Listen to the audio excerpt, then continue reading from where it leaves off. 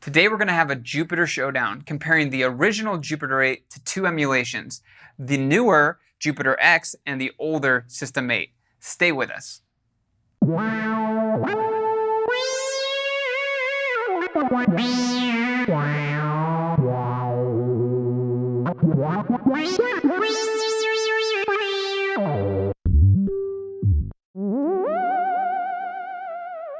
Hi, I'm Zach Marr from Alamo Music here in San Antonio, Texas. You can find us at alamomusic.com. If you haven't already, hit the subscribe button and turn on notifications. And today we're looking at three Jupiter-8s, all in different bodies. The original Jupiter-8, the Jupiter-8 housed inside the Jupiter-X, and the Jupiter-8 found inside the Roland System-8.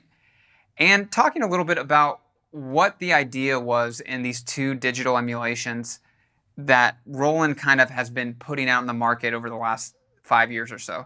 So the original Jupiter-8 is a classic poly analog synth and is sometimes dubbed the king of all poly synths or the fattest poly synth of all time, and it really has an amazing history and an amazing quality to it that has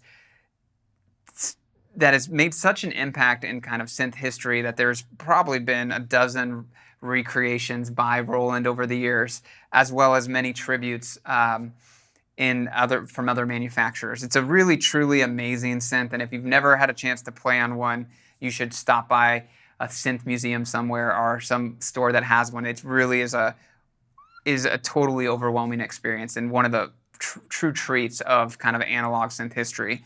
We actually did a video kind of in depth on the value and kind of history of it, so if you haven't had a chance, check that out. I'm not going to go into it here.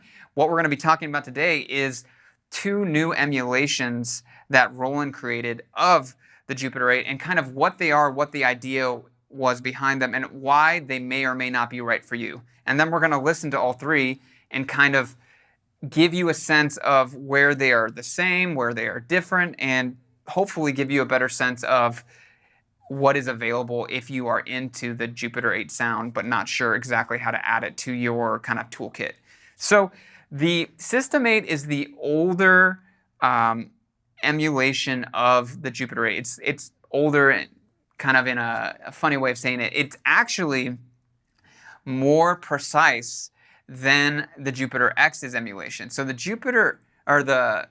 System-8 is part of the Boutique series, and the Boutique series uses a technology that Roland developed called ACB technology, analog circuit behavior technology, and really the idea behind it was to emulate down to the quirks and the oddities of the original analog instruments, and when you play on when you use the emulation, you get all the quirks as well as the tonal emulation. So an example of this would be on their TR-08. When you have a TR-808 and you turn the volume all the way down on a voice, you can still hear them. The volume doesn't work all the way. You can't turn it completely off. On the TR-08, it's the same thing, even though it's a digital recreation and you could arguably want it to be off all the way. You can't turn the voice all the way down even if you have volume at 0. So it emulates kind of odd characteristics that were true to the original analog nature. And because of this, they're all limited in their polyphony. So in the Boutique series, generally you get 4-voice polyphony, which is very little polyphony for a digital synth.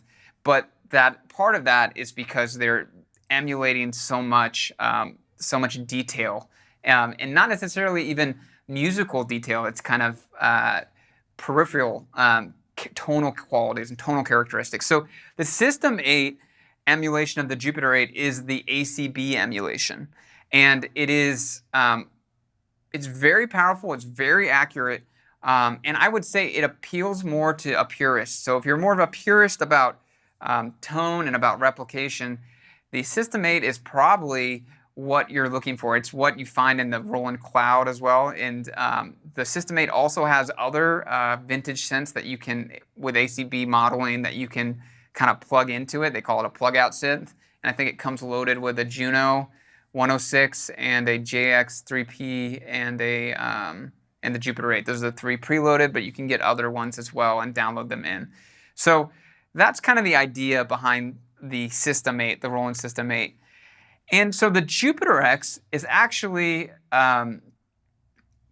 based on a technology called ACM, analog circuit modeling, instead of analog circuit behavior. So, it's just buzzwords and whatnot. But what that means is it's less obsessed with emulating the exact quirks and tonal characteristics of the original instrument, and more painting a very accurate general picture and saving a little processing power to allow for adding things like more polyphony. So there's more polyphony on the Jupiter-X than there is on the System-8.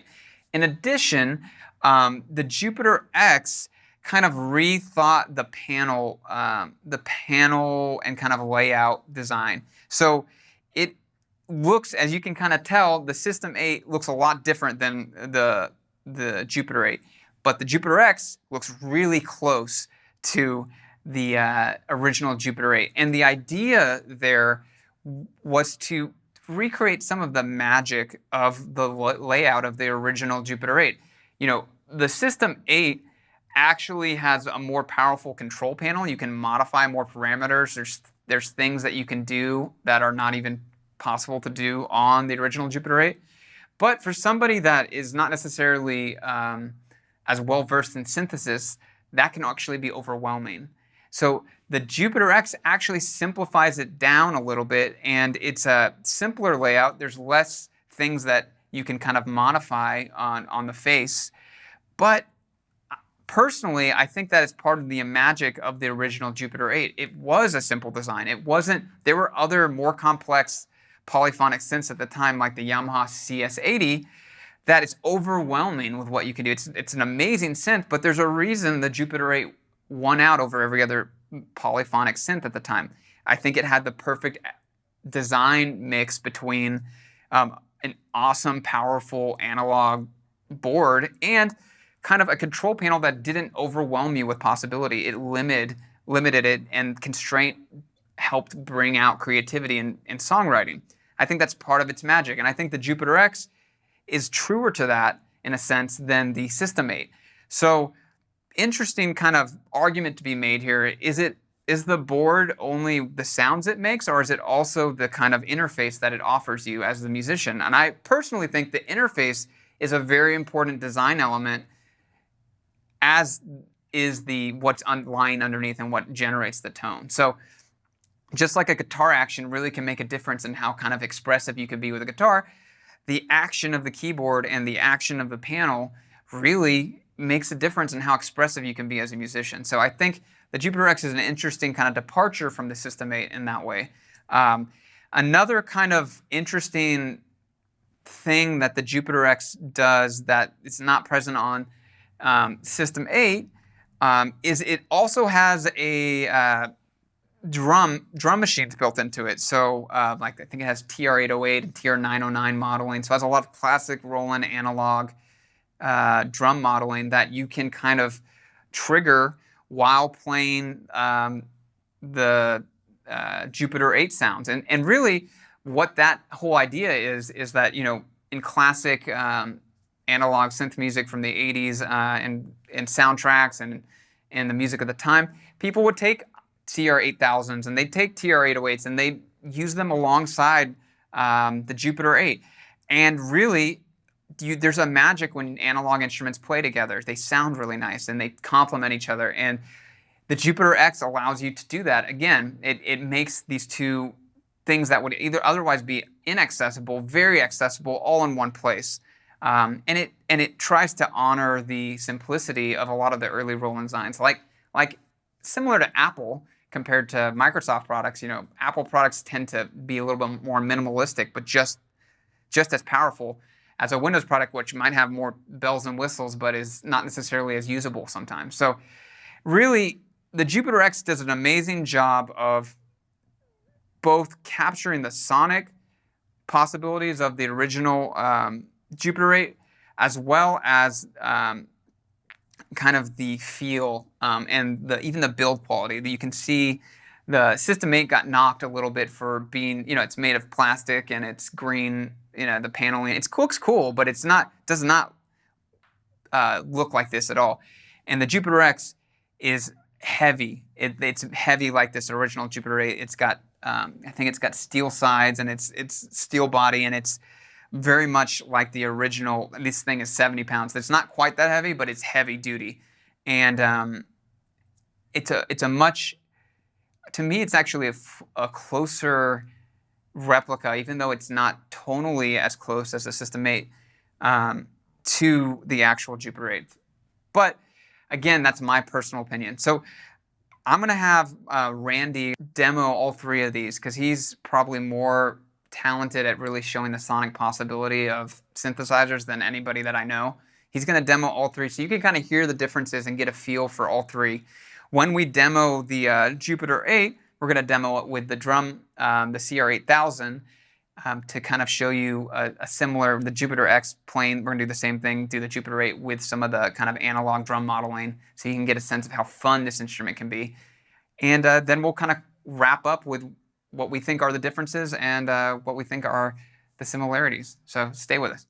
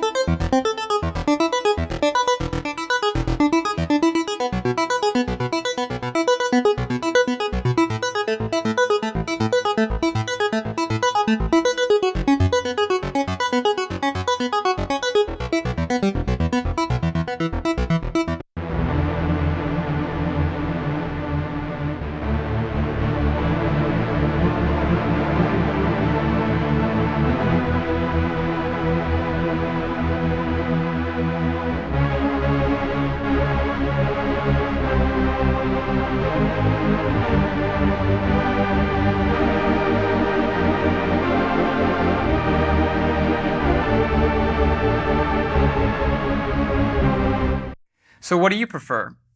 Accuracy or perhaps intuitiveness? There's no right answer. Love to hear your thoughts below. For me personally, the Jupiter-X is about fun, and it's about accessibility. And it's a fuller homage to the Jupiter-8 in the sense that it both captures the sonic element as well as the design element and the feel. So the System-8, on the other hand, I believe is a pure homage to the sound, the true sound of the instrument, and a more detailed, accurate picture of what a Jupiter-8 sounds like. So in practical kind of who is this for, if you are looking to play music as quickly as possible in a Jupiter-8 style, in a group setting by yourself, the Jupiter-X is a better fit. It's easy to use, it's intuitive, you get it a lot faster, you're up and making music very quickly, and you're making very powerful, very beautiful music through the design, through the emulation, and through the drum machine. And the arpeggiator, it's pretty awesome. On the System-8, on the other hand, it's more of a studio piece. If you're looking for this Jupiter-8 in your studio, and you're looking for an accurate sound, and you want to make sure it's very dialed in and very detailed, the System-8 is a better fit. It takes longer to get dialed in to have as much fun, but if you are in a studio and you're really just looking for that Jupiter-8 sound, I would recommend the System-8. It's more of a studio piece. It's more of someone who's very, very interested in accuracy and kind of precision. So that's really where I see those two pieces. There's a younger brother to the Jupiter-X called the Jupiter-X FM, just really a smaller casing, and I think it has pretty much the same sound engine inside. So check that out as well. Which one do you prefer? Which one interest you. Would love to hear your thoughts below. Also, did we leave anything out? Did we misrepresent anything? Tell us. We'd love to hear from you. Please hit the subscribe button if you haven't already. Hit the like button. And you can find us at alamomusic.com. Chat with us. Give us a call. Email us at yourfriends@alamomusic.com. We love to get to know you. And remember, at the end of the day, instruments are only as powerful and beautiful as the musician behind them. So even if these are out of your reach, any instrument that you're making music on is the best instrument that you could have in front of you. So keep making music, and until next time.